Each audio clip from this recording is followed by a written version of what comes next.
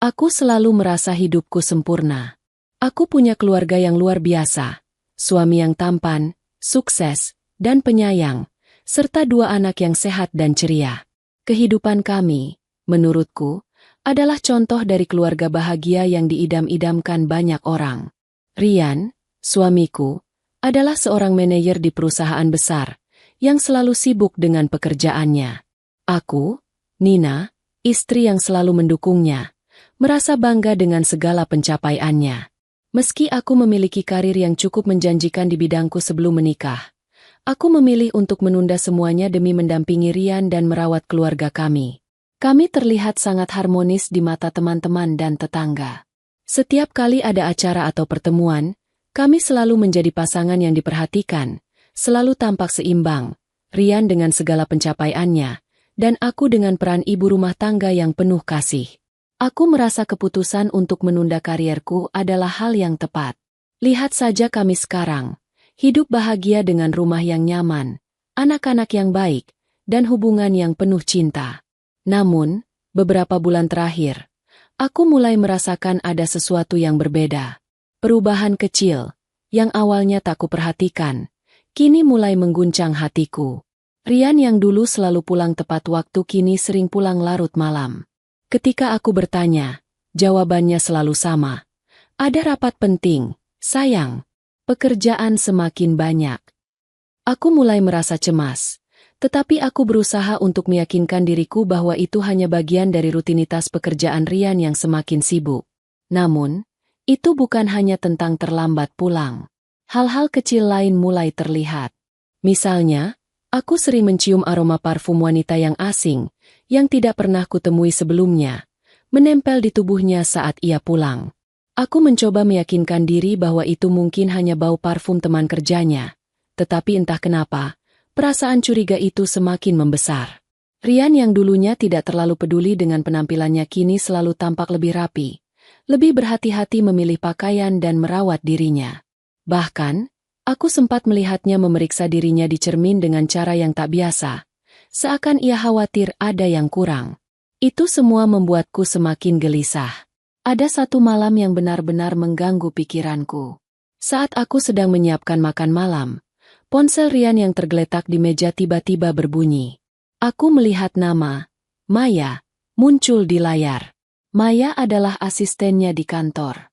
Tidak biasanya Rian menerima pesan darinya saat di rumah, apalagi pada jam-jam seperti itu.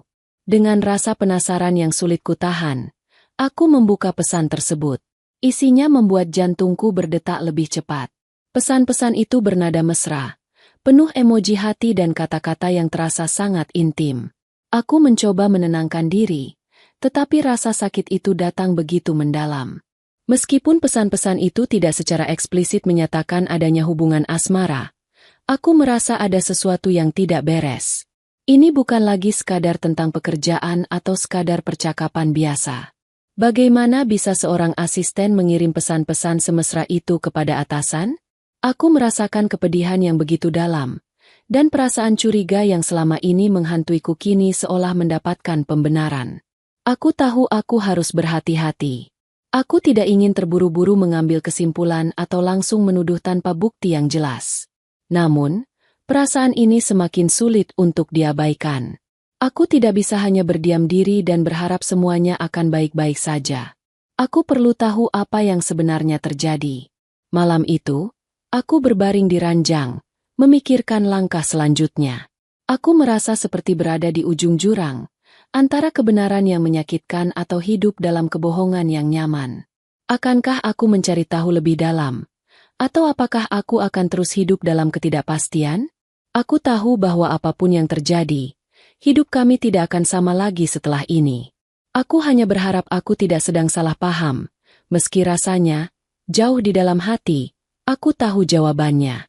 Setelah menemukan pesan-pesan itu, perasaan cemasku semakin membesar. Rian yang dulu selalu pulang tepat waktu kini sering terlambat pulang, dan saat di rumah, ia terlihat tidak seperti biasanya.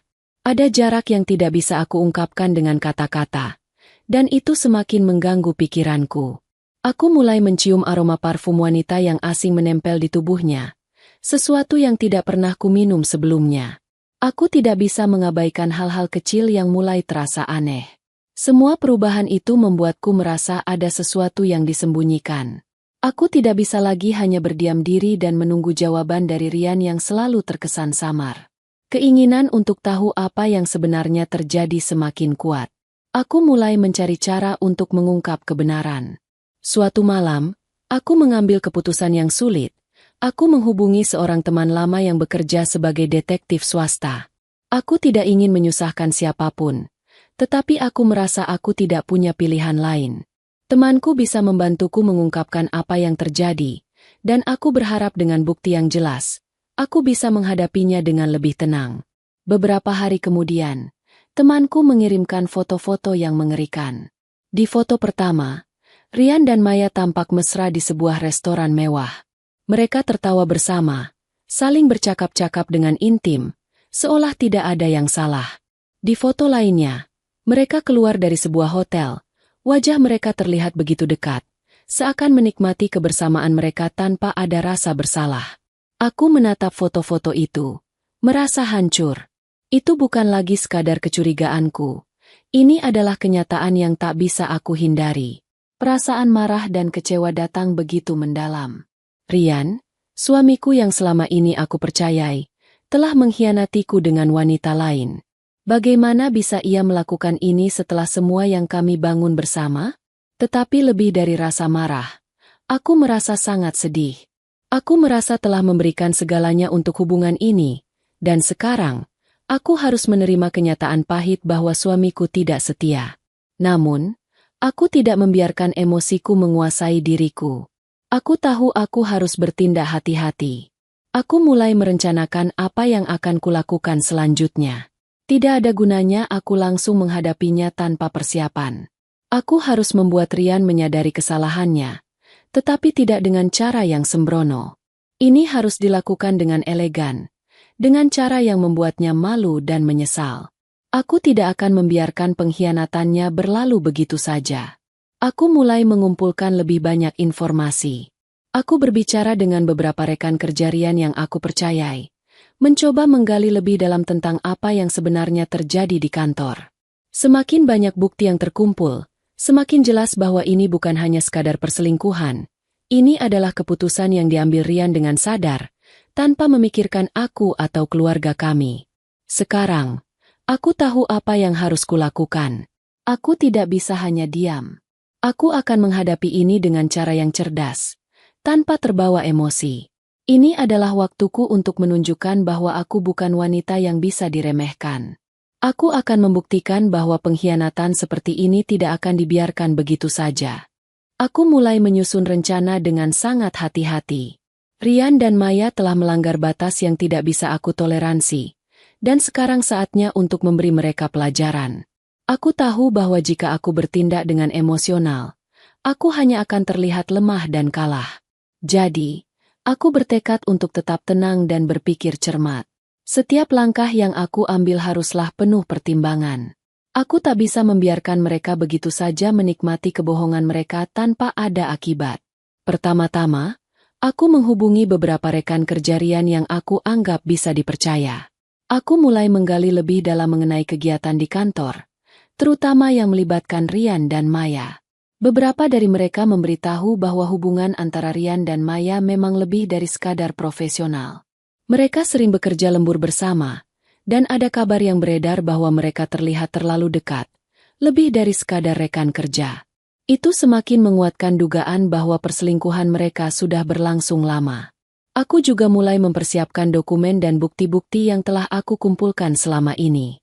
Aku tak ingin hanya mengandalkan foto-foto yang diberikan oleh detektif. Aku ingin semuanya tersusun rapi, dengan segala bukti yang jelas, agar tak ada ruang untuk pembelaan. Aku menyusun semua bukti, mulai dari chat mesra mereka, foto-foto kebersamaan mereka, hingga rekaman percakapan yang mungkin bisa aku dapatkan. Semuanya harus disusun dengan sangat hati-hati. Aku tidak bisa gegabah dalam hal ini. Kemudian, aku mengetahui informasi yang sangat penting. Perusahaan tempat Rian bekerja akan mengadakan acara tahunan besar, yang dihadiri oleh seluruh karyawan, termasuk bos besar mereka. Ini adalah momen yang sempurna untuk mengungkap semuanya. Jika aku ingin memberi Rian dan Maya pelajaran, acara tersebut adalah kesempatan yang tepat. Aku memutuskan bahwa ini adalah saat yang tepat untuk membeberkan segalanya di depan umum, agar semua orang tahu siapa mereka sebenarnya. Aku mulai merencanakan langkah-langkah selanjutnya dengan cermat.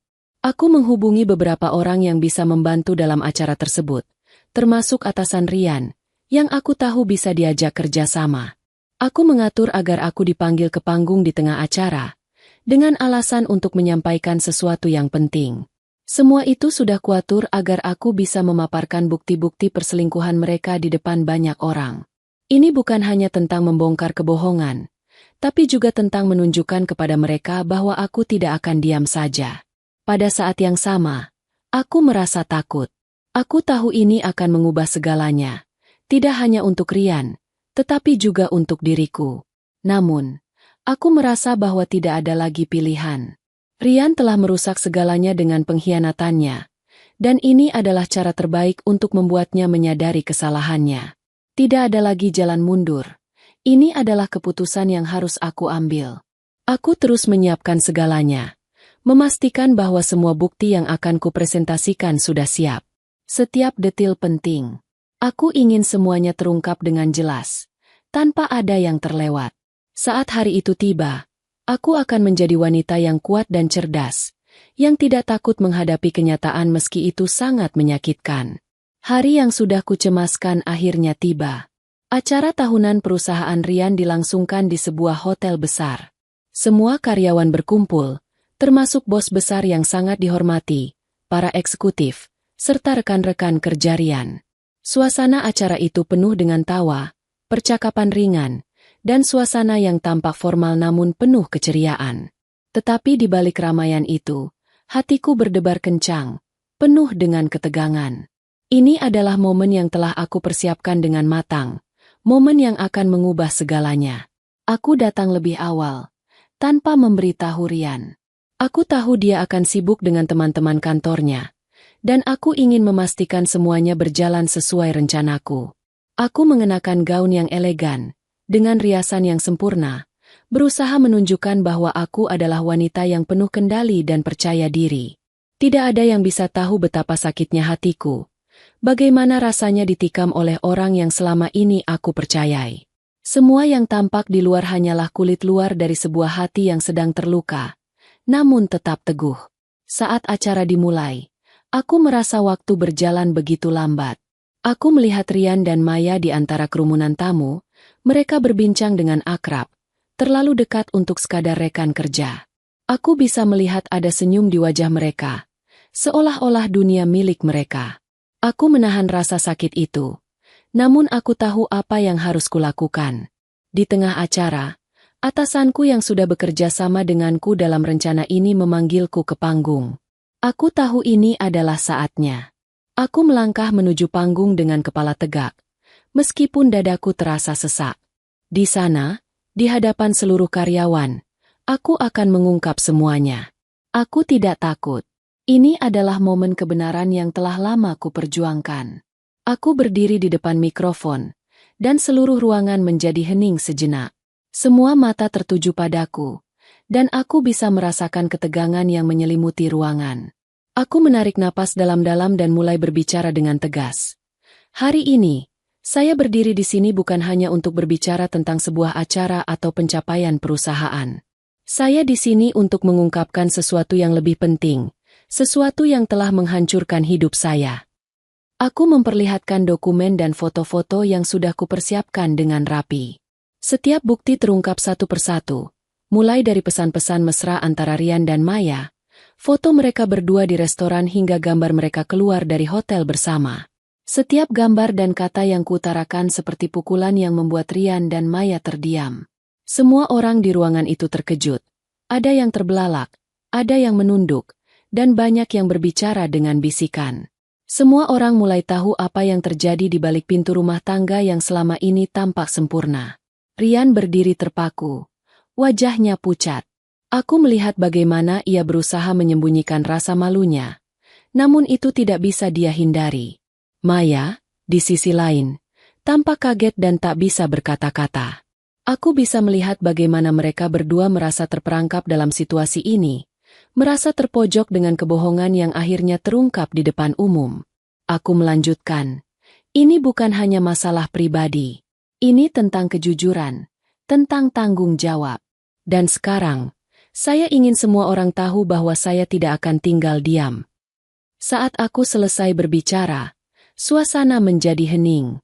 Karyawan saling berbisik, dan aku bisa mendengar beberapa orang mulai mengkritik Ryan. Bahkan bos besar perusahaan tidak bisa menyembunyikan kekecewaannya.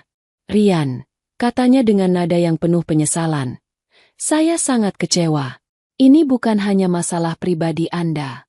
Tindakan Anda mencoreng nama baik perusahaan ini. Anda telah merusak kepercayaan kami. Ryan berdiri di sana, tidak bisa membela diri. Wajahnya merah karena malu, dan aku bisa melihat dia berusaha mencari kata-kata untuk menjelaskan, tapi semuanya sia-sia. Semua bukti sudah ada di depan umum, dan tidak ada yang bisa membantunya. Di sisi lain, Maya yang berusaha menjaga sikapnya, kini hanya bisa menunduk, merasa kehilangan tempat berdiri. Aku bisa merasakan perasaan lega menyelimuti diriku. Pengkhianatan yang selama ini mengganggu pikiranku akhirnya terungkap. Aku merasa, meskipun aku terluka, aku telah melakukan apa yang harus kulakukan. Tidak ada lagi rahasia. Tidak ada lagi kebohongan yang bisa menghalangi kebenaran. Aku akhirnya mendapatkan keadilan yang layak aku terima. Setelah pengungkapan yang mengejutkan itu, suasana di ruangan berubah drastis. Ryan dan Maya sudah tidak bisa lagi menyembunyikan rasa malu mereka. Banyak karyawan yang mulai membicarakan kejadian tersebut. Ada yang mengutuk tindakan mereka, ada yang merasa kasihan, tetapi semua orang merasa terguncang. Aku bisa merasakan mata mereka semua tertuju padaku, bukan lagi dengan rasa iba, tetapi dengan rasa hormat. Aku merasa kekuatan yang selama ini aku pendam akhirnya keluar. Ryan, yang pernah kukagumi dan kusayangi, sekarang berdiri terpojok. Bos besar perusahaan menyatakan kekecewaannya dengan keras. Kepercayaan adalah hal yang paling berharga dalam sebuah perusahaan, katanya. Namun, Ryan, dengan tindakan Anda telah menghancurkannya, tidak hanya dalam kehidupan pribadi Anda, tetapi juga di dunia profesional. Aku tahu Ryan merasa terpojok, tetapi itu adalah konsekuensi dari tindakannya. Aku melihat bagaimana dia berusaha menjelaskan, namun tidak ada yang peduli lagi. Semua bukti yang kuhadirkan jelas tak bisa dibantah. Tidak ada ruang untuk alasan atau pembelaan. Ryan kehilangan pekerjaan yang sudah ia banggakan selama bertahun-tahun, dan reputasinya hancur dalam sekejap. Maya, asistennya yang ternyata juga terlibat, langsung diberhentikan dari perusahaan dengan keputusan yang tak terelakkan. Pengkhianatan mereka berdua tak hanya merusak kehidupan pribadi, tetapi juga nama baik perusahaan yang telah mendukung mereka. Aku berdiri di sana, merasakan campuran emosi yang sulit dijelaskan. Lega, tentu saja, karena semuanya akhirnya terbongkar. Tapi di saat yang sama, ada rasa kehilangan yang dalam. Kehidupan yang kurasakan begitu sempurna ternyata hanya sebuah ilusi. Aku sudah memberikan segalanya untuk hubungan ini, kepercayaan, cinta, dan dukungan tanpa syarat. Dan kini, aku harus menerima kenyataan bahwa aku tidak lagi bisa bersama orang yang pernah kukasihi. Setelah kejadian itu, aku memutuskan untuk berpisah dengan Ryan. Aku tahu, meskipun itu adalah keputusan yang sangat sulit, itu adalah pilihan yang tepat. Tidak ada lagi ruang untuk rasa saling percaya dalam hubungan kami. Aku harus mengambil langkah untuk melanjutkan hidupku tanpa bayang-bayang pengkhianatan yang terus menghantuiku. Namun, perpisahan ini tidak membuatku terpuruk. Sebaliknya, aku mulai menemukan kembali diriku yang telah lama terlupakan.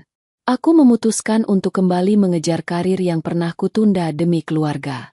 Dunia yang dulu kusisihkan kini kembali terbuka untukku. Aku mulai bekerja dengan keras, membangun kembali nama dan reputasiku yang sempat hilang. Orang-orang yang dulunya hanya mengenal aku sebagai istri Ryan sekarang mengenalku sebagai wanita yang mandiri dan penuh tekad. Aku tidak lagi merasa takut atau kecil hati. Aku telah belajar bahwa meskipun aku terluka, Aku punya kekuatan untuk bangkit dan melangkah maju. Waktu berjalan, dan hidupku mulai menemukan ritmenya kembali. Aku bertemu dengan orang-orang baru, mengejar impian yang sempat tertunda, dan akhirnya menjadi wanita yang lebih kuat dari sebelumnya. Aku tidak lagi diukur dari hubungan dengan Rian. Aku diukur dari apa yang telah aku capai sendiri, dari apa yang telah kubangun dengan tanganku. Kehidupan yang dulu terasa sempit karena bayang-bayang suami kini berubah menjadi dunia yang penuh dengan kemungkinan. Pesan moral dari kisah ini sangat jelas. Pengkhianatan akan terungkap pada waktunya, dan tidak ada yang bisa menghindarinya. Dalam setiap kesulitan, seorang wanita punya kekuatan untuk bangkit dan menemukan jalannya sendiri. Pengkhianatan bisa menghancurkan, tapi itu juga bisa menjadi titik awal untuk menemukan diri kita yang sejati.